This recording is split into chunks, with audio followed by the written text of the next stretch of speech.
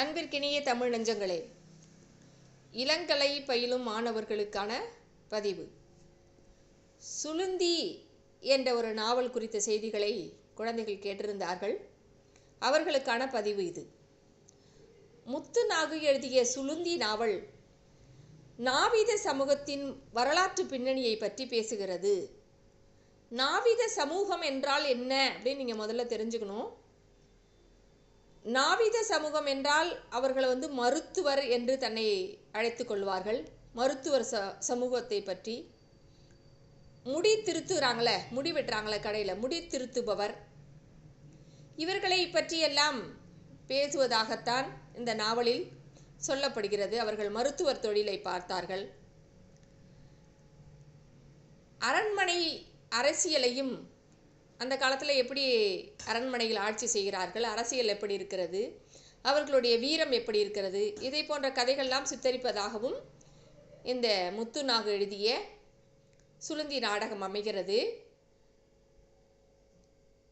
அதே போல் இவர்கள் சித்த மருத்துவத்தில் மருத்துவர்களாக இருந்தார்கள் என்று சொன்னேன். சித்த மருத்துவத்தில் அவர்கள் சிறந்து விளங்கினார்கள். அது கூட ஏதோ ஒரு வினா சுளுந்தி நாவல் உணர்த்தும் சித்த மருத்துவ முறைகளை எழுதுக என்று படித்திருக்கிறேன். அதனுடைய மைய கருத்து என்ன அப்படின்னா, சித்த மருத்துவத்தில் அவங்களாம் என்ன பண்ணியிருக்காங்க, அந்த காலத்தில் அறுவை சிகிச்சையெல்லாம் பண்ணியிருக்கிறாங்க. மூக்கில் ஏதேனும் இது வந்தால் மூக்கை வெட்டி அதை இணைப்பது, அது போன்ற மருத்துவ முறைகள். அப்புறம் யாருக்கான பசி இல்லை, பசியை தூண்ட வேண்டும், பசி இல்லாமல் வாழ்வதற்கு என்ன சித்த மருத்துவம்னா, நம்ம புளியங்கொட்டை இருக்குல்ல, புளி அறிவோம்ல, புளியங்கொட்டையில் அந்த காலத்தில் நாங்களாம் சின்ன குழந்தையா இருந்தபோது சாப்பிட்ருக்கோம். புளியங்கொட்டையை என்ன செய்வாங்க, அதை சூடாக போட்டு வறுப்பாங்க. வறுத்து அதை என்ன செஞ்சாங்க, வறுத்து சூடோட அந்த தண்ணீரில் கொட்டி அப்படியே வச்சுருவாங்க. அந்த சூடோடனே அந்த புளியங்கொட்டையில் உள்ள தோல்லாம் உப்பி அப்படியே வந்திருக்கும். அதை நாள் அதை நைட்டு அந்த மாதிரி இரவு நேரத்தில் அதை போட்டு வச்சுருவாங்க. காலையில் எழுந்த உடனே என்ன செய்வாங்க, அந்த புளியங்கொட்டையினுடைய தோலை நீக்கிவிட்டு அதை சாப்பிடுவாங்க.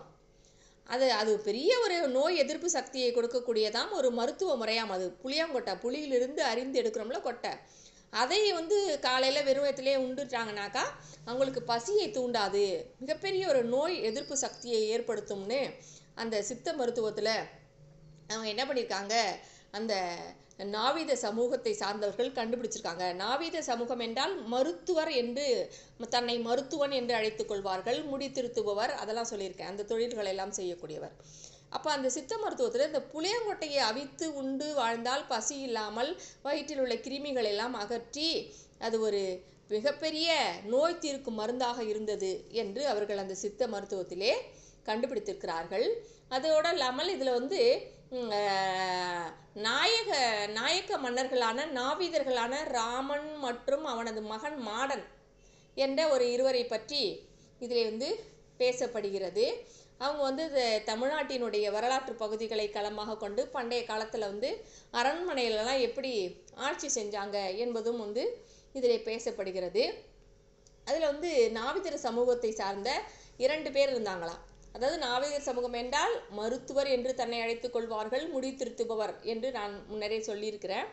அதில் 2 பேர் இருந்தாங்களாம் நாவிதர் சமூகத்தில். ராமன் மாடன் என்று இருவரும் அரண்மனையிலே வேலை செய்தவர்கள். அவர்கள் அரண்மனைக்கு விசுவாசமாக வேலை பார்த்தார்கள். ஆனால் ஏதோ ஒரு சூழ்ச்சியால் அவர்கள் கொல்லப்பட வேண்டும் என்று ஒரு கதை அதில் பேசப்படுகிறது. இந்த நாவல் தமிழ் மக்களினுடைய பண்பாடை பற்றி சொல்லுது, வாழ்க்கை முறையை பற்றி சொல்லுது, மருத்துவ முறைகளை பற்றி சொல்கிறது. இதெல்லாம் விரிவாக இந்த நூலில் பேசப்படுகிறது என்று நீங்கள் புரிந்து கொள்ளுங்கள்.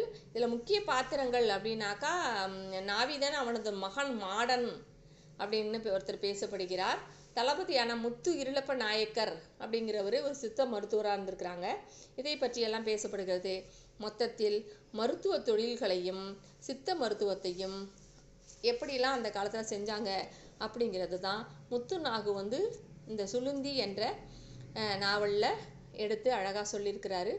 மொத்தத்தில் இந்த நாவல் முழுவதுமே ஒரு இனத்தை சார்ந்த, சுளுந்தி என்ற நாவல் முழுவதுமே நாவித சமூகத்தை சார்ந்த ஒரு கதையாக அமைகிறது என்பதுதான் முன்கதை சுருக்கமாக அமைகிறது.